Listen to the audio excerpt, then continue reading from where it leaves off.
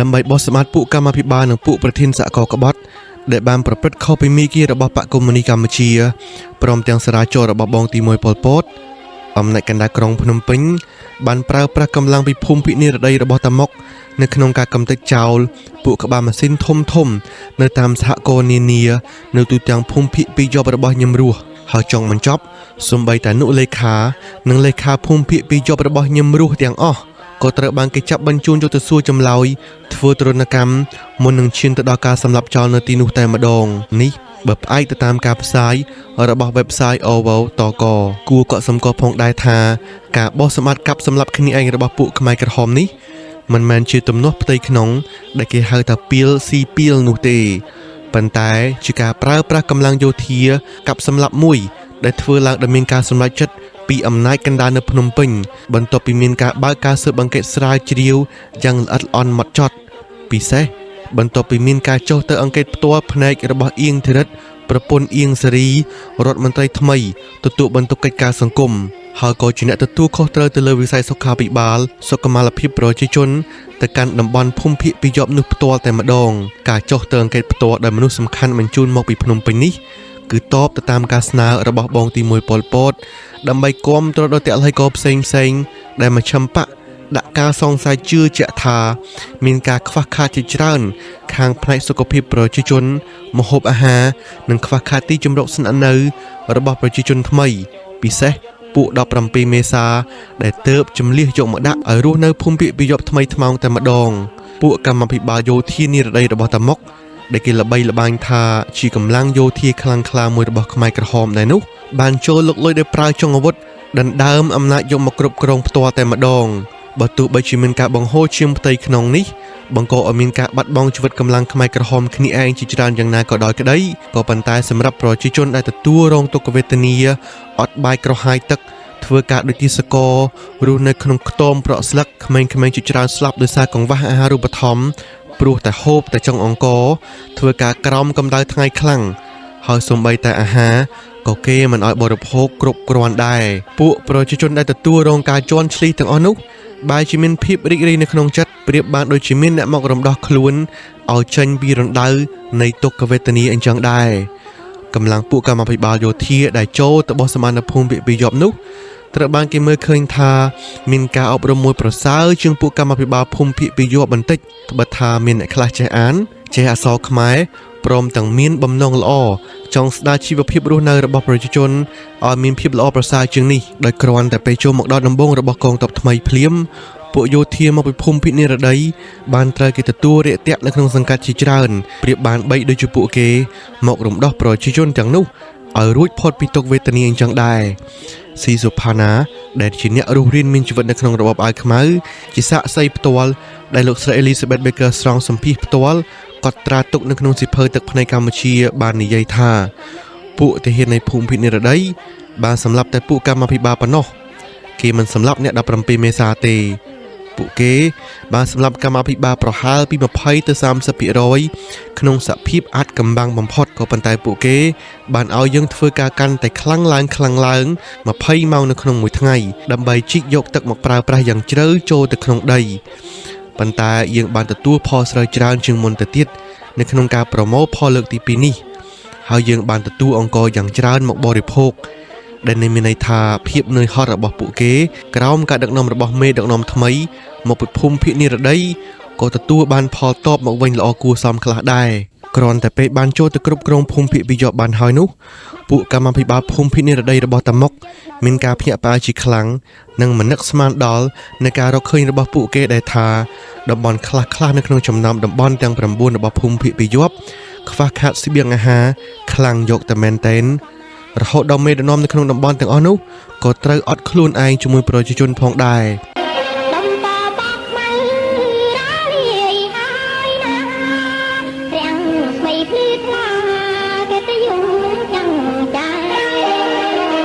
ទុក្ខវេទនាអត់បាយក្រហាយទឹកទូទាំងតំបន់នេះកើតមានឡើងក៏ពីព្រោះថាអំណាចកណ្ដាលមជ្ឈិមបកបានទាមទារយកចំណែកស្រូវយ៉ាងធំសម្បើមពីភូមិភាគនេះក្នុងរដូវច្រូតកាត់លើកទី1របស់ខ្លួនក៏ប៉ុន្តែដោយសារតែខ្លាចអស់ជីវិតក្រែងមានគ្រោះថ្នាក់ធ្វើឲ្យក្រុងភ្នំពេញខឹងសម្បារក្តៅក្រហាយពួកអ្នកទទួលខុសត្រូវនៅក្នុងតំបន់ទាំងអស់នោះ បានសរសេរចូលនៅក្នុងរបាយការណ៍របស់ខ្លួនពីការប្រមូលផលស្រូវឆ្នាំនេះថាបានយ៉ាងហូរហៀមានចំនួនលើសលប់ជាងភូមិភាគបូព៌ារបស់សៅភឹមដែលមានក្បាលម៉ាស៊ីនដឹកនាំសហករណ៍សុទ្ធសឹងតែជាអ្នកបានរៀបចំផែនការបង្កបង្កើនផល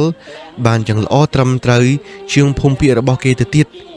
តាក់ទងទៅនឹងការរស់នៅរបស់ភូមិភាគបូព៌ានេះ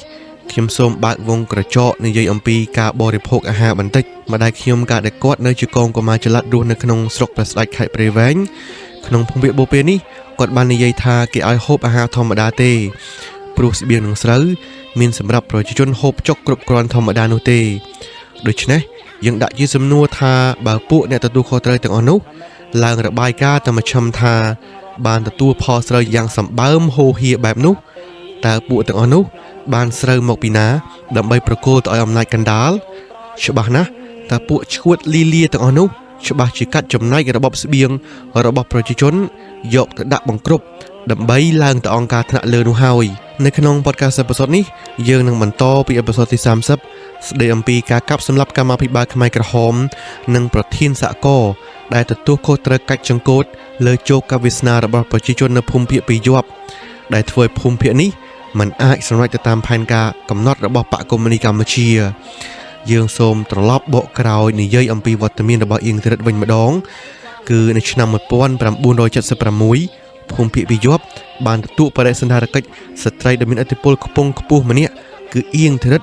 រដ្ឋមន្ត្រីទទួលបន្ទុកកិច្ចការសង្គមដែលចូលកាន់តំណែងហើយប្រកាសនៅខែមេសាកំឡុងពេលចុះទៅស៊ើបអង្កេតនោះនាងបាននិយាយថាស្ថានភាពនៅទីនោះមានលក្ខណៈខុសប្លែកពីគេនាងបានប្រទះឃើញថាពួកកម្មាភិបាលបានបញ្ជូនប្រជាជនទាំងអស់ឲ្យទៅធ្វើស្រែចម្ការដែលស្ថិតនៅឆ្ងាយពីភូមិនានាប្រជាជនខ្លះគ្មានទីជម្រកស្នាក់នៅពួកគេសុទ្ធសឹងតែមានសុខភាពទន់ខ្សោយបំផុតខ្ញុំធ្លាប់ដឹងថាសាលាចរផ្សេងរបស់បងទី1ប៉ុលពតគឺហាមមិនឲ្យបញ្ជូនមនុស្សវ័យចាស់ស្ត្រីមានផ្ទៃពោះឬស្ត្រីកំពុងមើលថែទារកក្មេងតូចទៅធ្វើការនៅតាមស្រែឡើយប៉ុន្តែខ្ញុំឃើញប្រជាជនទាំងអស់ធ្វើការនៅគ្រប់តែស្រែក្រោមកម្ដៅថ្ងៃមួយដែលក្តៅស្ទើរឆេះមានមនុស្សជាច្រើននាក់អាចត្រូវអន្តរាយដោយសាររាគរូសនិងគ្រុនចាញ់សម្រាប់អៀង ធីរិតស្ថានភាពដ៏គួរឲ្យរន្ធត់បែបនេះគាត់ធ្លាប់បានឃើញជាច្រើនលើកមកហើយនៅតាមភូមិភាគផ្សេងរបស់របបកម្ពុជាប្រជាធិបតេយ្យប៉ុន្តែបេសកកម្មរបស់គាត់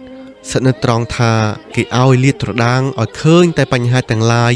របស់ភូមិភាគពីរយប់តែប៉ុណ្ណោះពេលត្រឡប់មកពីទីក្រុងភ្នំពេញវិញអៀង ធីរិត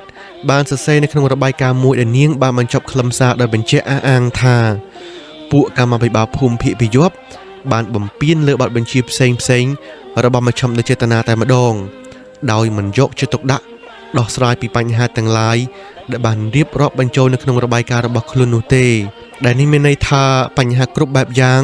ត្រូវបានកត់ត្រាទុកនៅក្នុងរបាយការណ៍ប៉ុន្តែគ្មានឡើយសកម្មភាពដើម្បីដោះស្រាយបញ្ហាទាំងអស់នោះហើយបណ្ដោយឲ្យកើតមានឡើងស្ថានភាពអាក្រក់នេះបន្តកើតឡើងផ្ដាច់យកជីវិតប្រជាជនជាបន្តបន្ទាប់នៅក្នុងគំនិតរបស់អៀង ធីរិតគាត់គិតដូចសហសេវករបស់គាត់នៅក្នុងគណៈមជ្ឈិមដែរហើយចាប់ផ្ដើមកើតការសង្ស័យថាមានការធ្វើអន្តរាគមន៍របស់ភ្នាក់ងារសត្រូវនៅក្នុងសរសៃឈាមបដិវត្តមហាលុតផ្លោះមហាអស្ចារ្យរបស់ពួកគេអៀង ធីរិតបានអះអាងថាភ្នាក់ងារជាច្រើនរូបបានជ្រៀតចូលទៅក្នុងជួររបស់យើងរហូតដល់ថ្នាក់ខ្ពស់បំផុតពួកនោះរមែងបញ្ចេញមុខពីដើម្បីធ្វើយើងជឿថាពួកគេដើរតាមមាគ៌ាដឹកនាំរបស់យើងដែរការស៊ើបអង្កេតអៀង ធីរិតរួមមានបញ្ចូលនៅមធ្យោបាយនៃការខົບខិតជាសម្ងាត់មួយរបស់បណ្ដាមេដឹកនាំតំបន់ភូមិភាគដើម្បីទម្លាក់កំហុសទៅលើពួកកម្មាភិបាលនៅភូមិភាគពីរយប់ចំពោះការធ្វើមិនបានសម្រេចជោគជ័យជាបន្តបន្ទាប់នៅក្នុងមាគ៌ាបដិវត្តរបស់បកកុម្មុយនីកម្ពុជាតាមរយៈវត្តមានអៀង ធីរិតនៅភូមិភាគពីរយប់មជ្ឈិមបកបានប្រម៉ែប្រមោលផុសតាងយ៉ាងច្រើនដើម្បីលាតត្រដាងឲ្យឃើញថាភូមិភាគនេះត្រូវបានពួកភ្នាក់ងារសត្រូវជ្រៀតចូលទៅក្នុងគោលបំណងបំផ្លាញការបដិវត្តដោយចេតនាហើយបន្ទាប់ពីក្តាប់ស្ថានភាពរួចហើយពួកមេដឹកនាំមជ្ឈិមបានរៀបចំផែនការបោះសម្អាតមួយដើម្បីផ្លាស់ប្ដូរកម្មាភិបាលដែលធ្លាក់បនចេញជំនួសដោយបកជនកុម្មុយនីសដែលគេជឿទុកចិត្តថាមានចិត្តស្មោះត្រង់នឹងក្រុងភ្នំពេញវិញបើទោះបីជាយ៉ាងណាក៏ដោយក្តីក្នុងក្រសែផ្នែករបស់ពួកមេដឹកនាំខ្មែរក្រហមក្រាក់ទាំងអស់នោះពួកគេយល់ថាគ្រោះមហន្តរាយទាំងអស់ មិនមែនការឡើងដោយសារការកំណត់មីគេនយោបាយឈួតលីលារបស់ខ្លួនទេពួកគេធ្វើយ៉ាងណាឲ្យតែបានស្រូវមកបង្គ្រប់ចេញទៅស្រុកចិនបើទោះបីជាត្រូវច្របាច់កយកស្រូវពីបណ្ដាភូមិភាគផ្សេងក៏ដោយក៏ពួកគេនៅតែយល់ថាមហន្តរាយគ្រប់បែបយ៉ាងរបស់ភូមិភាគពីយប់គឺបណ្ដាលមកពីភ្នាក់ងារសត្រូវបង្កប់ស៊ីរូងផ្ទៃក្នុងបកដែលចង់ដណ្ដើមអំណាចពីមជ្ឈិមភូមិភាគបូព៌ាបានក្លាយទៅជាមជ្ឈមណ្ឌលពិសោធន៍នៃនយោបាយមហាលោតផ្លោះមហាអស្ចារ្យជាមួយនឹងគំនិតឆ្វេងនិយមជ្រុលហួសហេតុរបស់របបថ្មីដើម្បីអនាគតសង្គមថ្មីមួយដែលគេចង់បាននៅក្នុងរឿងនេះបានคล้ายទៅជារឿងមួយដែលបានកើតឡើងជាក់ស្ដែងនៅក្នុងភូមិភាគពីយប់គោលដៅផ្សេងដែលគ្មានអ្នកណាធ្វើបានខាងផ្នែកសេដ្ឋកិច្ចរបស់បដិវត្តន៍មានលក្ខណៈមិនអាចបំបែកចេញពីនយោបាយសង្គមគិច្ចដ៏អមនុស្សធម៌របស់ខ្លួនឡើយក្នុងរយៈពេលនៃការជំលះបំលាស់ទីអ្នកថ្មីលើកទី2នេះពួកប្រជាជនថ្មីរាប់ពាន់នាក់ត្រូវបានគេបញ្ជូនទៅកាន់កន្លែងឆ្ងាយដោយសារធាតុដើម្បីបំពេញចន្លោះឲ្យភូមិភាគពីយប់នៅកង្វះហត្ថពលករយ៉ាងពពាក់ពពូនដោយគ្មានយកចិត្តទុកដាក់ពីការខ្វះខាតខាងផ្នែករៀបចំចាត់ចែងទទួលប្រជាជនថ្មីទាំងនោះឲ្យមានការរស់នៅសមរម្យផ្ដល់ជំរកនិងចិញ្ចឹមបីបាច់ដល់ប្រជាជនថ្មីទាំងនោះផងទេ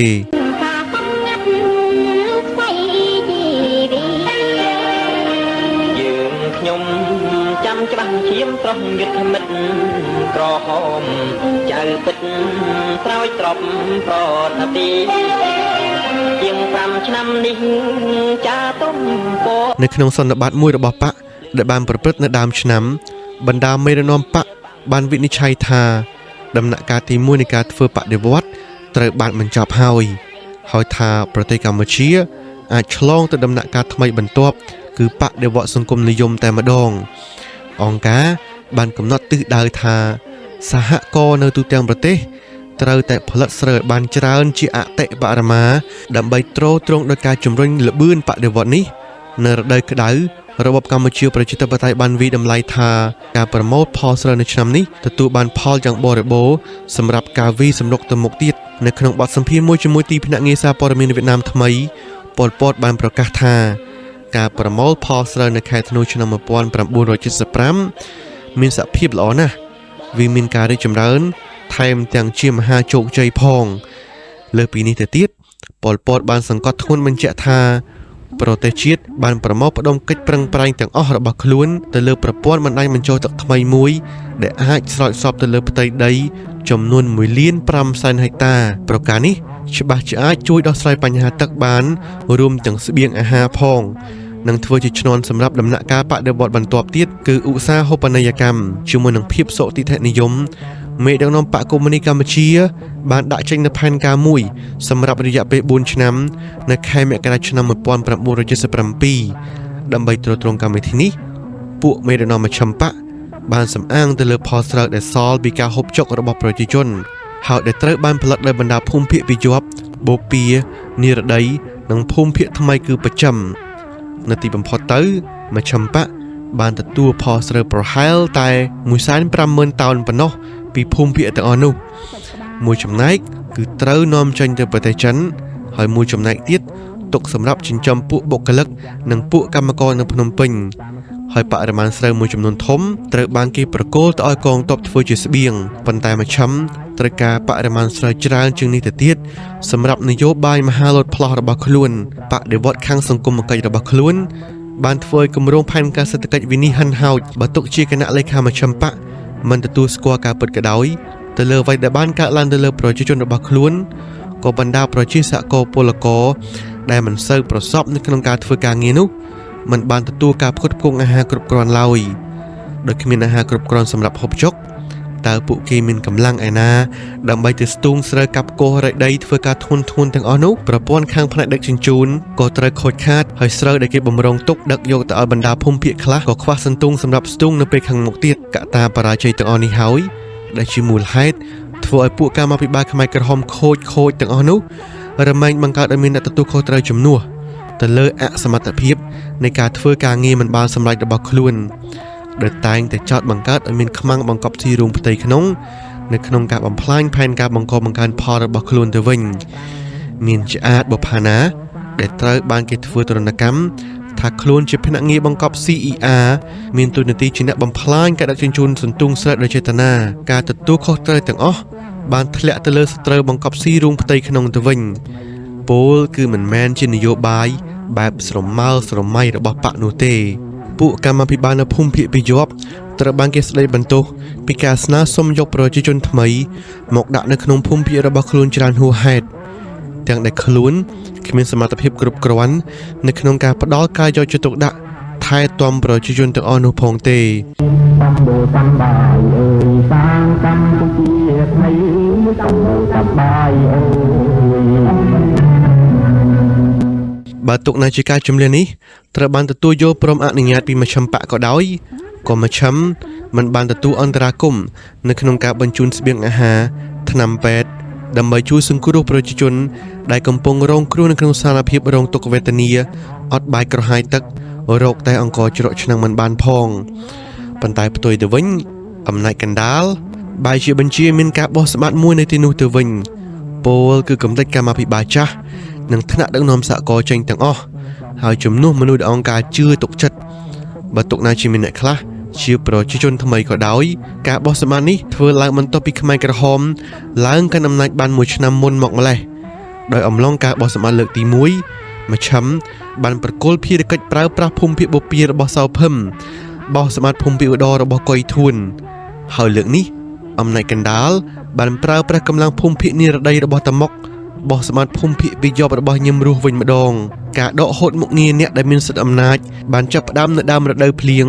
បន្ទាប់ពីភូមិភាគពីយប់បានបញ្ចប់ការច្រូតកាត់នាឆ្នាំ1976ដំបូងលេខាបកភូមិភាគបានចូលរួមសហការជាមួយមជ្ឈិមនិងពួកកម្មាភិបាលភូមិភាគនិរដីដើម្បីតាមដាននិងកម្ចាត់អ្នកដែលគេសង្ស័យត្រឹមថ្នាក់តំបន់ប៉ុណ្ណោះប៉ុន្តែមួយឆ្នាំក្រោយមកនៅពេលដែលការបោះសម្បត្តិត្រូវបានបញ្ចប់កងទ័ពរបស់ភូមិភាគនិរដីបានដកចេញពីតំណែងឬសម្រាប់ថ្នាក់ដឹកនាំសំខាន់40នាក់ចោលក្នុងចំណោមពួកមេដឹកនាំភូមិភាគពីយប់ព្រមទាំងប្រធានសហគមន៍ជាច្រើនសន្ធឹកសន្ធាប់ប្រសិនបើពុកម៉ែបងប្អូនមានបំណងនៅក្នុងការជួយឧបត្ថម្ភគាំទ្រដល់ការផលិតវីដេអូស្រាវជ្រាវអំពីប្រវត្តិសាស្ត្រខ្មែរក្រហមក៏ដូចជាប្រវត្តិសាស្ត្រផ្សេងៗទៀតបងប្អូនអាចធ្វើការបរិច្ចាគនៅខាងក្រោយវីដេអូដែលខ្ញុំបានទម្លាក់ QR ABA នៅខាងក្រោយនេះពុទ្ធសាសនាចំណូលដែលខ្ញុំទទួលបានអំពី YouTube នេះគឺវាតិចស្ដួយស្ដើងមែនតើពុទ្ធសាសនានៅក្នុងស្រុកខ្មែរយើងសេដ្ឋកិច្ចរបស់យើងវាមិនស្រូវល្អអញ្ចឹងហើយចំណូលដែលមកពី advertising នេះគឺវាតិចទូចស្ដួយស្ដើងមែនតើ